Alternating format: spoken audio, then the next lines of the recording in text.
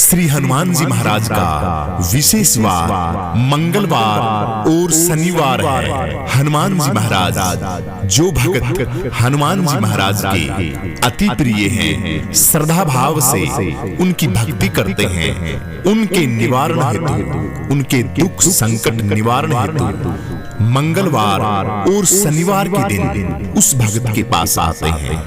पावन पवित्र बागेश्वर धाम जैसी शाखाएं पूरे विश्व के अंदर हैं। उन जगह पर उन पावन पवित्र स्थलों के ऊपर उस दिन विराजमान होते हैं। ये वार की एक अपने आप में बहुत बड़ा महत्व है।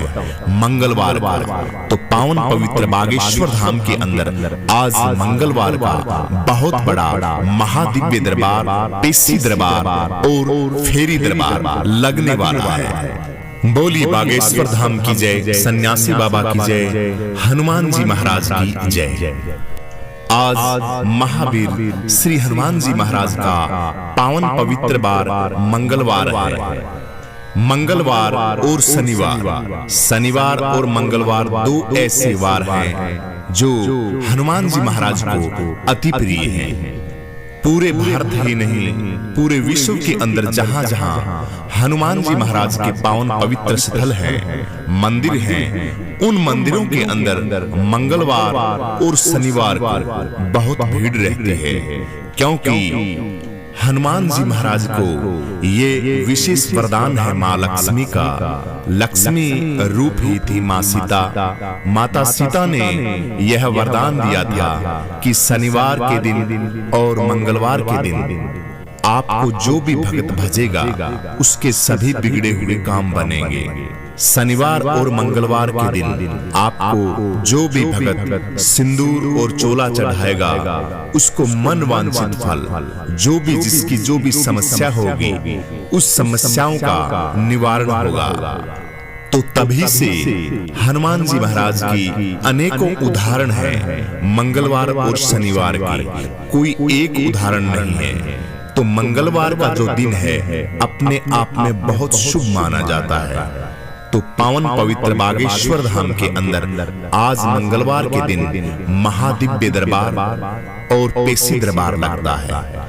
हजारों किलोमीटर दूर से भक्त आके अपनी मनोकामनाएं, जो जिस भक्त की परेशानी है, जिस भक्त की समस्या है, जो समस्याएं होती हैं, दुख की हैं, सुख की हैं, घर परिवार की हैं, भूत प्रेत बाधा, लाग लपेट, घर के अंदर नेगेटिविटी की हैं, अनेकों समस्याएं हैं, घर गृहस्थी की हैं, व्यापार की हैं, पढ़ाई लिखाई की हैं, स्वास्थ्य की हैं, और किसी से अनबन हो गई है उनकी हैं, घर गृहस्थी के अंदर मियाँ बीवी की, आपस में धर्मपत्नी की और पतिदेव की नहीं बन रही है। व्यापार के अंदर जब भी कोई व्यापार शुरू करते हैं तो उस व्यापार के अंदर कोई फायदा नहीं होता, घाटा ही घाटा होता है। बच्चे बात को नहीं मानते, जमीन जायदाद खरीदते हैं, कोई फायदा नहीं होता। तो इंसान कलयुग के अंदर हमेशा यही सोचता है कि मैं सुखी हो जाऊं। सुखी होने का ये सारा का सारा प्रोपेगेंडा जितना भी है ये सुखी होने का है, लेकिन उसको पता नहीं कि सुखी जो सुख है उसको हम प्राप्त कैसे करेंगे। उन सुख की प्रतिक्रिया या जो प्रक्रिया है, जो माध्यम है सुख का, वे सुख को कैसे प्राप्त किया जाए, वही संत महात्मा और गुरुदेव भगवान जो पावन पवित्र बागेश्वर धाम के अंदर विराजमान है, कलयुग के विशेष अवतारी ही मानिए आप, हमारे श्री श्री 1008 स्वामी धीरेन्द्र शास्त्री जी महाराज, जो आपको बताते हैं एक एक बात कि आप यह कीजिए, आप यह कीजिए। इतने आसान तरीके से कोई संत नहीं बता सकता जो महाराज जी बताते हैं। जिस भगत की जो समस्याएं होती हैं उनका निवारण बहुत ही सटीक तरीके से करते हैं, घर बैठे समाधान करवाते हैं। आपकी जो पेशी है, आपकी जो अर्जी है, वो घर बैठे लगवाते हैं कि आपको परेशान होने की कोई जरूरत नहीं। जब भी आपको जिंदगी में टाइम मिले तो आप पावन पवित्र बागेश्वर धाम में आके फेरी लगा सकते हैं, पेशी दरबार में भी आ सकते हैं और दिव्य सतली के दर्शन कर सकते हैं। लेकिन आप असमर्थ हैं, घर में पैसे की तंगी है, आप आ नहीं सकते, तो कोई जरूरत नहीं आपको आने की। जब आपके पास पैसे की अच्छी व्यवस्था हो जाए तब आप आ सकते हैं। तो बताइए और इससे आसान क्या तरीका देंगे हनुमान जी महाराज और उनके शिष्य, उनके भगत। तो मंगलवार के दिन बहुत ही भयंकर भीड़ लगती है पावन पवित्र बागेश्वर धाम के अंदर। हजारों किलोमीटर दूर से भगत चल के अपनी अर्जी लगाने के लिए और अपनी जो जो समस्याएं हैं उनके समस्याओं के निवारण हेतु पावन पवित्र बागेश्वर धाम में आते हैं। गुरुदेव भगवान उनका इलाज करते हैं। स्वयं हनुमान जी महाराज सन्यासी बाबा का इतना दिव्य महामंदिर है, उसकी मन भाव और भक्ति के साथ जो जो भक्त फेरी लगाता है उस भक्त का 100% काम पूर्ण होता है।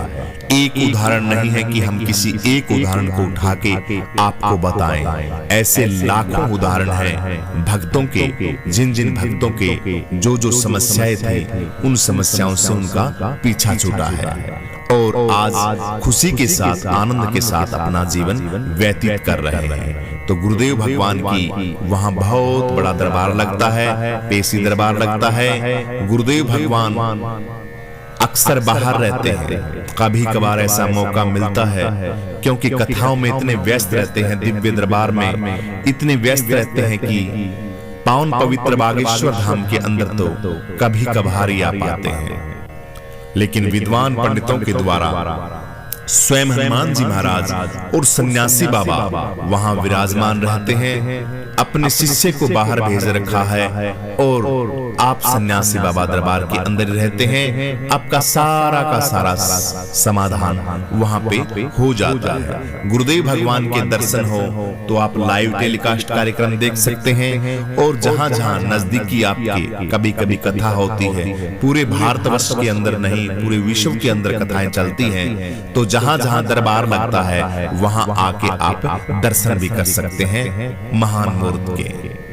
क्योंकि दर्शन से तो आप एक बार दर्शन कर लिए तो समझिए कि आपके परम सौभाग्यशाली हैं। पावन ऐसा आपने काम किया है जिसकी वर्णन मुखारविंद से नहीं किया जा सकता। दर्शन बहुत दुर्लभ होते हैं। सिद्ध कोटि महापुरुष के अगर दर्शन हो जाएं और सौभाग्य मिल जाए उनको घर में भोजन कराने का, तो आप अपनी जो कृपा है उसको छोटा मत मानिए। बहुत बड़ी कृपा है आपके ऊपर भगवान की कि उस सिद्ध कोटि महापुरुष के दर्शन करने के और भोजन कराने का आपको मौका मिला कलयुग के अंदर। तो ये भी अपने आप में बहुत बड़ी बात है। गुरुदेव भगवान जहां भी रहे, दरबार में रहे, बाहर रहे, उनका मन हमेशा सन्यासी बाबा के दरबार में रहता है और वहीं से सारा का सारा सिस्टम अपने हिसाब से सही करते हैं। तो बागेश्वर धाम के अंदर सभी प्रकार की समस्याओं का निवारण होता है। किसी भी प्रकार की कोई भी समस्या हो वहां पे पेशी दरबार लगता है। मन भाव चित्त और श्रद्धा के साथ आप आइए, हनुमान चालीसा का पाठ कीजिए। जो जो आपका संकल्प है, कोई एक संकल्प है, एक संकल्प बहुत अच्छी तरीके से परिपूर्ण होता है। शास्त्रों के अंदर भी वर्णित है कि संकल्प हमेशा एक ही होना चाहिए, दो नहीं होने चाहिए। आप बैठते हो, आपके मन के अंदर संकल्प हजारों उठ जाते हैं, ये बहुत बड़ी त्रुटि है। संकल्प एक हो, शुद्ध हो, बढ़िया हो, विधि विधान से हो। सबसे पहले नियम है बागेश्वर धाम के कि कोई भी बंदा वहां जाए वो शराब पी के ना जाए। मांस, मछली, अंडा, जो गलत चीजों के आचरण है उसको छोड़ के जाए। अगर उसका भोग करता है, उन चीजों को ग्रहण करता है, तो बागेश्वर धाम में जाने की कोई जरूरत नहीं। आपका कोई भी काम नहीं बनेगा। बीड़ी, दारू, मीट, अंडा, शराब, व्यभिचार, गलत दृष्टि, गलत आपका आचरण, आचार, विचार, व्यवहार आपका शुद्ध होना चाहिए। और खान पान का तो विशेष वर्जित है। ये तो सबसे पहले है आपका कि आप शराब नहीं पिएंगे, गलत खान पान नहीं करेंगे और प्याज लहसुन का भी विशेष वहां पे वर्जित है। घर जाके आप भोग कर सकते हैं, प्याज लहसुन खा सकते हैं, लेकिन दारू मीट अंडा शराब तो बिल्कुल मना है। जो हनुमान जी महाराज के भक्त हैं और वो मांस मदिरा का सेवन करते हैं तो गुरुदेव भगवान कहते हैं कि झूठे हैं, कोरे झूठे हैं। हनुमान जी महाराज बिल्कुल कतई नजदीक नहीं आएंगे उनके।